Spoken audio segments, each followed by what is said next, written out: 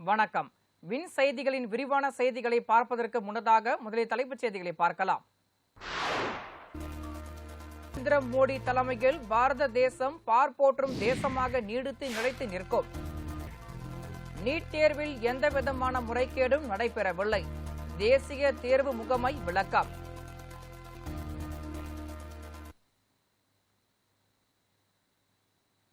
இனி விரிவான செய்திகளை பார்க்கலாம்.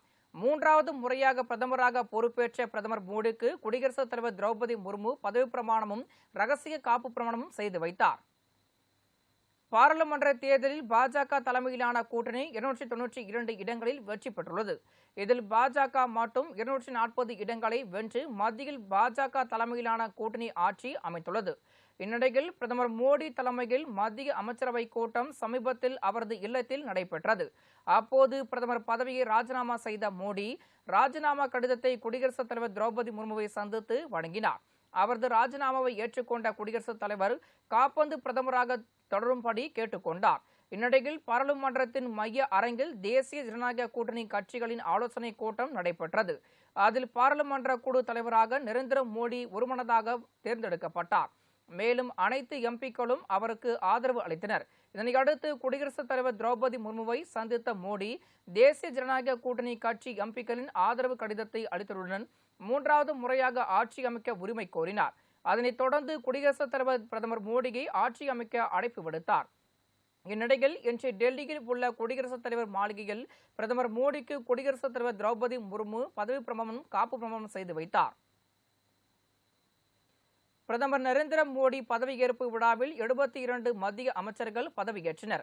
அவர்களுக்கு குடியரசுத் தலைவர் திரௌபதி முர்மு பதவி பிரமாணம் செய்து வைத்தார். டெல்லியில் உள்ள குடியரசுத் தலைவர் மாளிகையில் பிரதமர் மோடி பதவியேற்பு விழா நடைபெற்றது. பிரதமர் மோடி பதவியேற்றதை தொடர்ந்து இரண்டாவது நபராக ராஜ்நாத் சிங், மூன்றாவது அமித்ஷாவும், அவரை தொடர்ந்து நிதின் கட்கரி, ஜே.பி. நட்டா, நிர்மலா சீதாராமன், ஜெய்சங்கர் உள்ளிட்டோர் மத்திய அமைச்சர்களாக குடியரசுத் தலைவர் திரௌபதி முர்மு முன் பதவியேற்றனர். அவர்களுக்கு குடியரசுத் தலைவர் திரௌபதி முர்மு பதவி பிரமாணம் செய்து வைத்தார். பிரதமர் மோடியின் பதவியேற்பு விழாவில் காங்கிரஸ் தலைவர் மல்லிகார்ஜுன கார்கே கலந்து கொண்டார். பிரதமராக மோடி பதவியேற்பு விழாவில் பங்கேற்க காங்கிரஸ் கட்சி தலைவர் கார்கேவிற்கு பாஜக தலைவர் பிரகலாத் ஜோஷி தொடர்பு கொண்டு அழைப்பு விடுத்தார். இதனையடுத்து விழாவில் கலந்து கொள்வது குறித்து கட்சி மூத்த தலைவர்களுடன் கார்கே ஆலோசனை மேற்கொண்டார். பின்னர் இந்தி கூட்டணி தலைவர்களுடன் ஆலோசனை நடத்தியதை அடுத்து பிரதமர் மோடி பதவியேற்பு விழாவில் காங்கிரஸ் தலைவர் மல்லிகார்ஜுன கார்கே பங்கேற்றார். இதுகுறித்து அவர் கூறுகையில், அரசியல் அமைப்பு கடமை என்பதால் தான் இந்த நிகழ்ச்சியில் நான் பங்கேற்கிறேன். ராஜ்யசபா எதிர்க்கட்சி தலைவராக இந்த நிகழ்ச்சியில் பங்கேற்பது எனது கடமையாகும் என்று கூறியுள்ளார். ஆப்கானிஸ்தானில் ஏற்பட்ட நில அதிர்வு ரிக்டர் அளவுகோலில் 3.6 பதிவாகியுள்ளது. ஆப்கானிஸ்தானில் மிதமான நில அதிர்வு ஏற்பட்டுள்ளது. இது ரிக்டர் அளவுகோலில் 3.6 பதிவானது. நில அதிர்வினை உணர்த்தும் மக்கள் வீடுகளை விட்டு வெளியே ஓடி வந்தனர். நிலநடுக்கத்தால் ஏற்பட்ட சேதங்கள் குறித்து உடனடியாக தகவல் வெளியாகவில்லை. ஆப்கானிஸ்தானில் அடிக்கடி நிலஅதிர்வு ஏற்படுகிறது. கடந்த ஆண்டு அக்டோபர் மாதம் 6.3 ரிக்டர் அளவில் ஏற்பட்ட நில அதிர்வினால் சுமார் 2000 பேர் உயிரிழந்தனர் என்பது குறிப்பிடத்தக்கது. மூன்றாவது முறையாக இந்திய திருநாட்டின் பிரதமராக பொறுப்பேற்றுள்ள பிரதமர் மோடிக்கு இந்திய மக்கள் கல்வி முன்னேற்ற கழக தலைவர் டாக்டர் டி. தேவநந்தன் யாதவ் வாழ்த்து தெரிவித்துள்ளார். இதுகுறித்து அவர் வெளியிட்டுள்ள எக்ஸ் பதிவில், பாரத பிரதமர் நரேந்திர மோடிஜி தலைமையில் பாரத தேசம் பார்ப்போற்றும் தேசமாக நீடித்து நிலைத்து நிற்கும் என்றும், தீயவைகள் அழிந்து மக்கள் எல்லா வளமும் நலமும் பெற பிரதமர் மோடியின் மூன்றாம் முறை ஆட்சி வழிகோலும் எனவும், பிரதமர் மோடிக்கு மனமார்ந்த வாழ்த்துக்கள் என இந்திய மக்கள் கல்வி முன்னேற்ற கழக தலைவர் டாக்டர் டி. தேவநந்தன் யாதவ் பிரதமர் மோடிக்கு தனது வாழ்த்துக்களை தெரிவித்துள்ளார். மும்பை விமான நிலையத்தில் ஒரே ஓடுபாதையில் 2 விமானங்கள் சென்றதால் பரபரப்பு ஏற்பட்டதை அடுத்து இதுகுறித்து விசாரணைக்கு உத்தரவிடப்பட்டிருக்கிறது. மும்பை விமான நிலையத்தில் தனியார் விமானம் புறப்பட்டு மேலே பறக்க சென்ற போது அதே நேரத்தில் ஓடுபாதையில் அந்த விமானத்தில் பின்பகுதியில் இருந்து இந்தூரில் இருந்து வந்த தனியார் விமானம் தரையிறங்கியது. 2 விமானங்களுக்கும் இடையிலான இடைவெளி குறைவாக இருந்துள்ளது. இருப்பினும் இதில் யாருக்கும் எந்த பாதிப்பும் ஏற்படவில்லை. இது குறித்த வீடியோ சமூக வலைதளத்தில் வெளியாகி பரபரப்பை ஏற்படுத்தியுள்ளது. இந்த நிகழ்வு குறித்து விசாரணை நடத்த டிஜிசிஏ உத்தரவிட்டுள்ளது. இது தொடர்பாக தனியார் விமான நிறுவனம் வெளியிட்டுள்ள அறிக்கையில், இந்தூரில் இருந்து வந்த விமானம் விமான நிலையத்தில் அனுமதி கிடைத்தவுடன் பத்திரமாக தரையிறங்கியதும் பயணிகள் அனைவரும் நலமுடன் உள்ளதாகவும் யாருக்கும் எந்தவித பாதிப்பும் இல்லை என தெரிவித்துள்ளது. தமிழகம் முழுவதும் நடைபெற்ற குரூப் 4 தேர்வுகள் நிறைவு பெற்றது. தமிழக அரசின் குரூப் 4 தேர்வுகளுக்கான அறிவிப்பு கடந்த ஜனவரி மாதம் 30ஆம் தேதி வெளியிடப்பட்டது. இந்த தேர்வுக்கு 6244 பணியிடங்களுக்கு 20,37,101 பேர் விண்ணப்பித்துள்ளனர். அதாவது ஒரு பணியிடத்துக்கு சுமார் 326 பேர் போட்டியிடுகின்றனர். இவர்களுக்கான எழுத்துத் தேர்வு இன்று தமிழ்நாடு முழுவதும் 38 மையங்களை உள்ளடக்கி 7247 தேர்வு நடைபெறுகிறது. இந்த தேர்வு காலை 9:30 மணி முதல் மதியம் 12:30 மணி வரை 3 மணி நேரம் வரை நடைபெற்றது குறிப்பிடத்தக்கது. மத்தியில் மோடி 3வது முறை பிரதமராக பதவியேற்றது நமது நாட்டிற்கு கிடைத்த அதிர்ஷ்டம் என சிவராஜ் சிங் சவுகான் தெரிவித்துள்ளார். நாடாளுமன்ற மக்களவைத் தேர்தலில் பாஜக தலைமையிலான தேசிய ஜனநாயக கூட்டணி 293 இடங்களை கைப்பற்றி வெற்றி பெற்றது. இதனையடுத்து இந்தியாவின் பிரதமராக 3வது முறை மோடி மீண்டும் பதவியேற்றுள்ளார். அவரது பதவியேற்பு விழா டெல்லியில் உள்ள குடியரசுத் தலைவர் மாளிகையில் இன்று நடைபெற்றது. இந்நிலையில் மோடி 3வது முறை பிரதமராக பதவியேற்பது நமது நாட்டிற்கு கிடைத்த அதிர்ஷ்டம் என மத்திய பிரதேசத்தின் முன்னாள் முதலமைச்சர் சிவராஜ் சிங் சவுகான் தெரிவித்துள்ளார். மேலும் மோடி தொடர்ந்து 3வது முறை பிரதமராக பதவியேற்றுள்ளது அனைவருக்கும் மிகுந்த மகிழ்ச்சியை அளிக்கிறது என்றும் அவர் தெரிவித்துள்ளார். 3வது முறையாக இந்திய திருநாட்டின் பிரதமராக பொறுப்பேற்றுள்ள பிரதமர் மோடிக்கு இந்திய மக்கள் கல்வி முன்னேற்ற கழக தலைவர் டாக்டர் டி. தேவநந்தன் யாதவ் வாழ்த்து தெரிவித்துள்ளார். இதுகுறித்து அவர் வெளியிட்டுள்ள எக்ஸ் பதிவில், பாரத பிரதமர் நரேந்திர மோடிஜி தலைமையில் பாரத தேசம் பார்ப்போற்றும் தேசமாக நீடித்து நிலைத்து நிற்கும் என்றும், தீயவைகள் அழிந்து மக்கள் எல்லா வளமும் நலமும் பெற பிரதமர் மோடியின் 3ஆம் முறை ஆட்சி வடிகோலும் எனவும் பிரதமர் மோடிக்கு மனமார்ந்த வாழ்த்துக்கள் என இந்திய மக்கள் கல்வி முன்னேற்ற கழக தலைவர் டாக்டர் டி. தேவநந்தன் யாதவ் பிரதமர் மோடிக்கு தனது வாழ்த்துக்களை தெரிவித்துள்ளார்.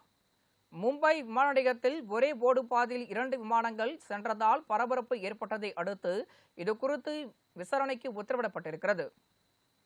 மும்பை விமான நிலையத்தில் தனியார் விமானம் புறப்பட்டு மேலே பறக்க சென்ற போது அதே நேரத்தில் ஓடுபாதையில் அந்த விமானத்தில் பின்பகுதியில் இருந்து இந்தூரில் இருந்து வந்த தனியார் விமானம் தரையிறங்கியது. 2 விமானங்களுக்கும் இடையிலான இடைவெளி குறைவாக இருந்துள்ளது. இருப்பினும் இதில் யாருக்கும் எந்த பாதிப்பும் ஏற்படவில்லை. இது குறித்த வீடியோ சமூக வலைதளத்தில் வெளியாகி பரபரப்பை ஏற்படுத்தியுள்ளது. இந்த நிகழ்வு குறித்து விசாரணை நடத்த டிஜிசிஏ உத்தரவிட்டுள்ளது. இது தொடர்பாக தனியார் விமான நிறுவனம் வெளியிட்டுள்ள அறிக்கையில், இந்தூரில் இருந்து வந்த விமானம் விமான நிலையத்தில் அனுமதி கிடைத்தவுடன் பத்திரமாக தரையிறங்கியதும் பயணிகள் அனைவரும் நலமுடன் உள்ளதாகவும் யாருக்கும் எந்தவித பாதிப்பும் இல்லை என தெரிவித்துள்ளது. தமிழகம் முழுவதும் நடைபெற்ற குரூப் 4 தேர்வுகள் நிறைவு பெற்றது. தமிழக அரசின் குரூப் 4 தேர்வுகளுக்கான அறிவிப்பு கடந்த ஜனவரி மாதம் 30ஆம் தேதி வெளியிடப்பட்டது. இந்த தேர்வுக்கு 6244 பணியிடங்களுக்கு 20,37,101 பேர் விண்ணப்பித்துள்ளனர். அதாவது ஒரு பணியிடத்துக்கு சுமார் 326 பேர் போட்டியிடுகின்றனர். இவர்களுக்கான எழுத்துத் தேர்வு இன்று தமிழ்நாடு முழுவதும் 38 மையங்களை உள்ளடக்கி 7247 தேர்வு நடைபெறுகிறது. இந்த தேர்வு காலை 9:30 மணி முதல் மதியம் 12:30 மணி வரை 3 மணி நேரம் வரை நடைபெற்றது குறிப்பிடத்தக்கது. ரஷ்யா மீது உக்ரைன் நடத்திய ட்ரோன் தாக்குதலில் 27 பேர் உயிரிழந்துள்ளதாக ரஷ்ய பாதுகாப்பு அமைச்சகம் தெரிவித்துள்ளது. உக்ரைன் ரஷ்யா போரானது 2 ஆண்டுகளை தாண்டியும் தொடர்ந்து நடைபெற்று வருகிறது. இதில் ஐரோப்பிய நாடுகள் உக்ரைனுக்கு ஆயுதம் சப்ளை மற்றும் பொருளாதார உதவிகளை வழங்கி வருவதால் உக்ரைன் இன்னும் போரில் தாக்குப்பிடித்து நிற்கிறது. இந்நிலையில் ரஷ்ய கட்டுப்பாட்டில் உள்ள கெர்சன் பிராந்தியத்தை குறிவைத்து உக்ரைன் சரமாரி ட்ரோன் தாக்குதல் நடத்தியது. அதன்படி அவற்றில் 20க்கும் மேற்பட்ட ட்ரோன்களை ரஷ்ய வான் பாதுகாப்பு படையினர் சுட்டு வீழ்த்தினர். எனினும் இந்த தாக்குதலில் 27 பேர் உயிரிழந்தனர். மேலும் 15 பேருக்கு படுகாயம் ஏற்பட்டதாக ரஷ்ய பாதுகாப்பு அமைச்சகம் தெரிவித்துள்ளது. தமிழகத்தில் உள்ள 9 மாவட்டங்களில் இன்று கனமழைக்கு வாய்ப்புள்ளதாக சென்னை வானிலை ஆய்வு மையம் தெரிவித்துள்ளது. இது தொடர்பாக சென்னை வானிலை ஆய்வு மையம் வெளியிட்டுள்ள அறிக்கையில் கூறியிருப்பதாவது, தென்னிந்திய பகுதிகளில் மேல் ஒரு வளிமண்டல கிழக்கு சுழற்சி நிலவுவதால் காரணமாக இன்று தமிழகத்தில் ஓரிரு இடங்களிலும் புதுவை மற்றும் காரைக்கால் பகுதிகளிலும் இடியுடன் கூடிய லேசானது முதல் மிதமான மழை பெய்யக்கூடும். அதன்படி கோயம்புத்தூர், திருப்பூர், தேனி, திண்டுக்கல், விருதுநகர், தென்காசி, திருநெல்வேலி மாவட்டங்களில் மலைப்பகுதிகள், நீலகிரி மற்றும் கன்னியாகுமரி மாவட்டங்களில் கனமழை பெய்ய வாய்ப்புள்ளது. மேலும் சென்னையை பொறுத்தவரை அடுத்த 24 மணி நேரத்திற்கு வானம் ஓரளவு மேகமூட்டத்துடன் காணப்படும் என்றும் நகரின் ஒரு சில பகுதிகளில் இடி மற்றும் மின்னலுடன் கூடிய லேசானது மழை பெய்ய வாய்ப்புள்ளது என்றும் தெரிவித்துள்ளது. கோவை மாவட்டம் மருதமலை வனப்பகுதியில் தாயை பிரிந்த குட்டி யானையை நீலகிரி முதுமலை யானைகள் முகாமிற்கு அனுப்பி வனத்துறையினர் பாதுகாத்து வருகின்றனர். கோவை மாவட்டம் மருதமலை மேற்கு தொடர்ச்சி மலைப்பகுதியில் உடல்நலம் பாதிக்கப்பட்ட 40 வயது பெண் காட்டு யானைக்கு சிகிச்சை வழங்கிக் கொண்டிருந்த போது குட்டி யானை தாயிடம் இருந்து பிரிந்து மற்ற கூட்டத்துடன் சென்றுள்ளது. இந்நிலையில் 40 நாட்கள் தொடர்ந்து சிகிச்சை பிறகு தாய் காட்டிற்குள் சென்றது. இதனையடுத்து மற்றொரு கூட்டத்துடன் இருந்த குட்டி யானையை பிரிந்து வனத்துறையினர் தாயுடன் சேர்க்கும் முயற்சியில் ஈடுபட்டு வந்தனர். 4 நாட்களுக்கு மேல் ஆகியும் இந்த முயற்சி பயனளிக்காததால் கால்நடை மருத்துவ குழுவினர் மற்றும் வனத்துறையினர் மூலம் குட்டி யானைக்கு சிகிச்சை அளித்து முதுமலை யானைகள் வளர்ப்பு முகாமிற்கு அனுப்பி வைத்தனர். அங்கு ஏற்கனவே 2 குட்டி யானைகள் உள்ள நிலையில் 3வது யானையாக இந்த யானையும் பராமரிக்கும் பணியில் வனத்துறையினர் ஈடுபட்டு வருகின்றனர்.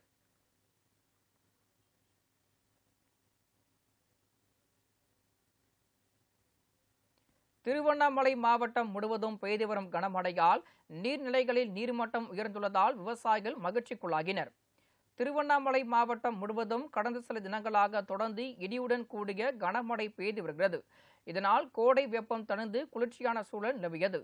இதற்கிடையே சாலைகளில் தண்ணீர் பெருக்கெடுத்து ஓடுகிறது. மேலும் கிணறு, நதி, ஏரி, குளம் உள்ளிட்ட நீர்நிலைகளில் நீர்மட்டம் உயர்ந்துள்ளதால் அப்பகுதி பொதுமக்கள் மற்றும் விவசாயிகள் மகிழ்ச்சிக்குள்ளாகினர்.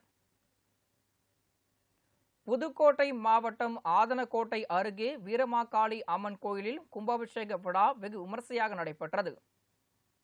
புதுக்கோட்டை மாவட்டம் ஆதனக்கோட்டை அருகே கீழப்புலவன் காடு கிராமத்தில் அருள்மிகு வீரகாளியம்மன் கோயில் கும்பாபிஷேக விழாவை முன்னிட்டு புனித நதிகளில் இருந்து புனித நீர் எடுத்து யாகசாலைகள் அமைத்து சிவாச்சாரியர்களால் வேத மந்திரம் முழங்க கலசங்கள் கோபுரத்திற்கு கொண்டு வந்தனர்.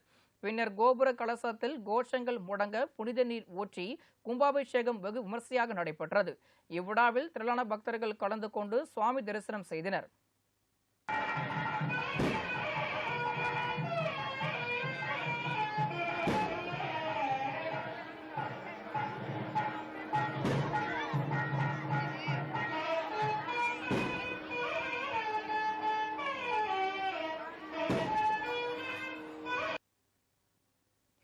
திருப்பத்தூர் அருகே ரயில்வே மேம்பாலத்தின் கீழ் தேங்கியுள்ள மழைநீரை அப்புறப்படுத்த வரும் ஊராட்சி நிர்வாகத்தை ரயில்வே நிர்வாகத்தினர் தடுத்து நிறுத்துவதாக அப்பகுதி மக்கள் குற்றம் சாட்டியுள்ளனர்.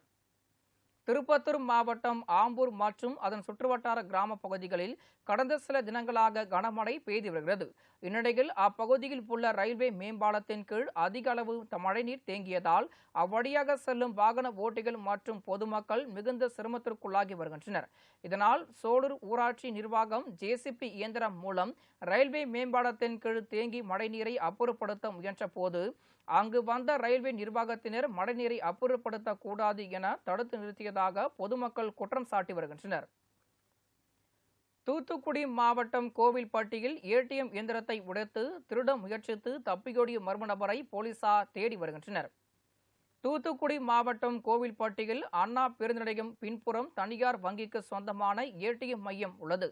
இந்த மையத்தில் மர்ம நபர் ஒருவர் உள்ளே நுழைந்து ஏடிஎம் இயந்திரத்தை உடைத்து திருட முயற்சித்துள்ளார். அப்போது திடீரென அலாரம் ஒலித்ததால் அதிர்ச்சி அடைந்த அந்த மர்ம நபர் அங்கிருந்து தப்பி ஓடியுள்ளார். இதுகுறித்து கோவில்பட்டி போலீசாருக்கு கிடைத்த தகவலின் அடிப்படையில் சம்பவ இடத்திற்கு விரைந்து சென்று விசாரணை மேற்கொண்டனர். மேலும் ஏடிஎம் மையத்தில் பொருத்தப்பட்டிருந்த சிசிடிவி கேமரா காட்சிகளின் அடிப்படையில் மர்ம நபரை தீவிரமாக தேடி வருகின்றனர். தென்காசி மாவட்டம் குற்றால அருவியில் விடுமுறை தினத்தையொட்டி சுற்றுலா பயணிகளின் கூட்டம் அலைமோதுகிறது. தென்காசி மாவட்டம் மேற்கு தொடர்ச்சி மலைப்பகுதிகளில் பெய்து வரும் மழையின் காரணமாக குற்றால அருவிகளில் நீர்வரத்து அதிகரித்து காணப்படுகிறது.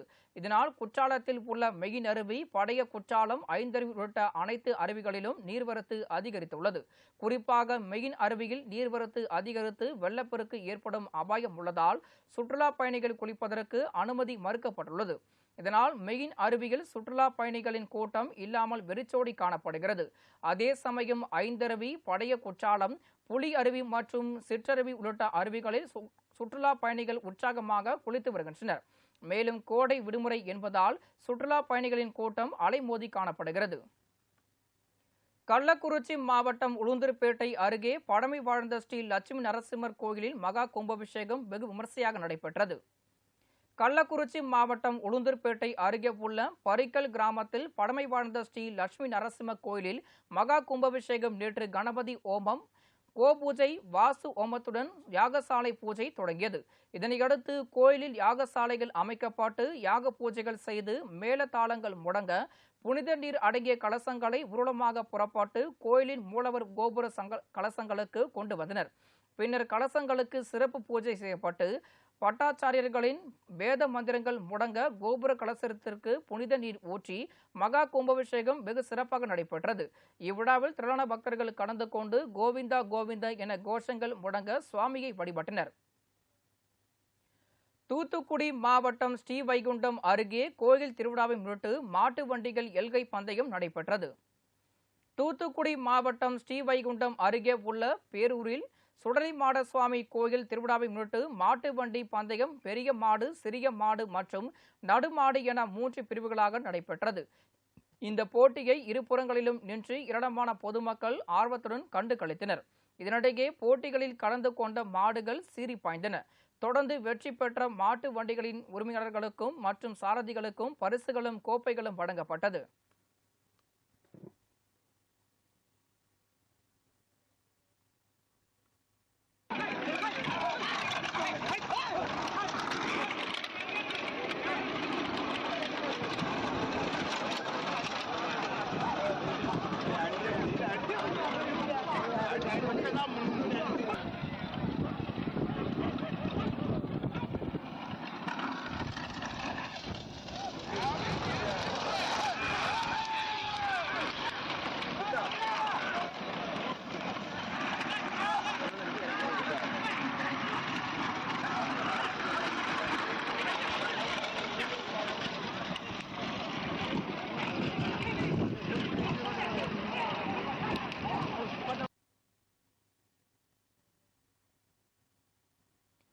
தமிழ்நாடு அரசு பணியாளர் தேர்வாணையம் நடத்தும் குரூப் 4 தேர்வுகள் இன்று தமிழகம் முழுவதும் நடைபெற்றதை அடுத்து 20,37,101 பேர் தேர்வு எழுதினர்.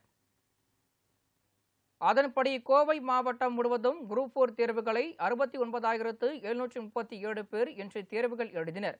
தேர்வுக்கு எழுத வசதியாக மாவட்டம் முழுவதும் 232 தேர்வு மையங்கள் அமைக்கப்பட்டு காலை 9:30 மணி முதல் மதியம் 12:30 மணி வரை தேர்வுகள் நடைபெற்றன.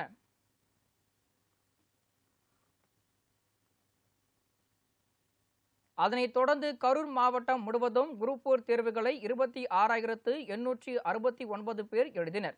இதில் காலதாமதமாக வந்தவர்கள் தேர்வு எழுத அனுமதிக்காததால் திரும்பிச் சென்றனர். மாவட்டம் முழுவதும் 99 மையங்கள் அமைக்கப்பட்டு தேர்வுகள் நடைபெற்றது. இதேபோல் நெல்லை மாவட்டம் முழுவதும் 226 மையங்கள் அமைக்கப்பட்டு 57,887 பேர் தேர்வு எழுதினர். இந்த தேர்வுகளில் எவ்வித முறைகேடுகளும் நடைபெறாமல் இருக்க சிசிடிவி கேமராக்கள் அமைக்கப்பட்டு கண்காணிக்கப்பட்டது.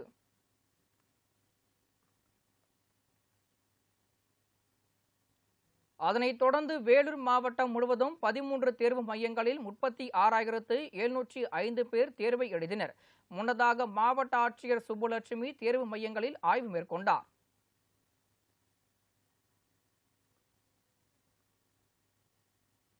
கள்ளக்குறிச்சி மாவட்டத்தின் சில தேர்வு மையங்களில் தாமதமாக வந்த தேர்வர்கள் தேர்வு மையத்திற்குள் அனுமதிக்காததால் தேர்வு எழுத முடியாமல் ஏமாற்றத்துடன் திரும்பிச் சென்றனர்.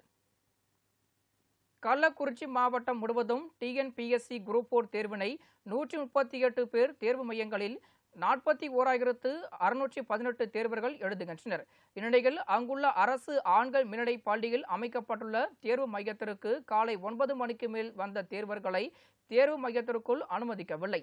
இதனால் ஆத்திரமடைந்த தேர்வர்கள் கள்ளக்குறிச்சி கச்சிராபாளையம் சாலையில் அமர்ந்து போராட்டத்தில் ஈடுபட்டனர். இதனால் அந்த பகுதியில் சிறிது நேரம் பரபரப்பு ஏற்பட்டது. மாவட்ட நிர்வாகம் விதித்திருந்த விதிகளின்படி தேர்வு எழுத அனுமதிக்காததால் தேர்வர்கள் தேர்வு எழுத முடியாமல் ஏமாற்றத்துடன் திரும்பிச் சென்றனர்.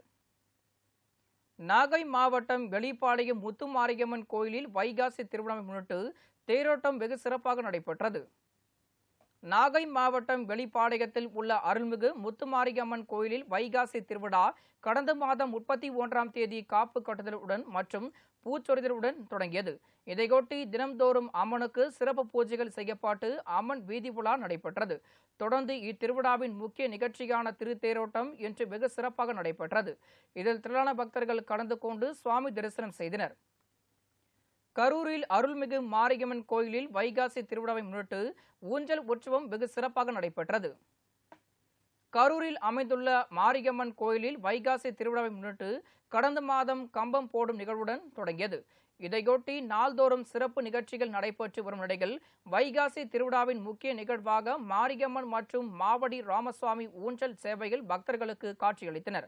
இந்நிகழ்ச்சியை முன்னிட்டு உற்சவர் மாரியம்மனுக்கும் மாவடி ராமசுவாமிக்கும் சிறப்பு பொருட்களால் அபிஷேகம் செய்யப்பட்டு வண்ண மாலைகள் சூடப்பட்டு மேளதாளங்கள் முடங்க ஆலய மண்டபத்தில் ஊஞ்சல் சேவை சிறப்பாக நடைபெற்றது. இந்நிகழ்ச்சியில் திரளான பக்தர்கள் கலந்து கொண்டு சுவாமி தரிசனம் செய்தனர்.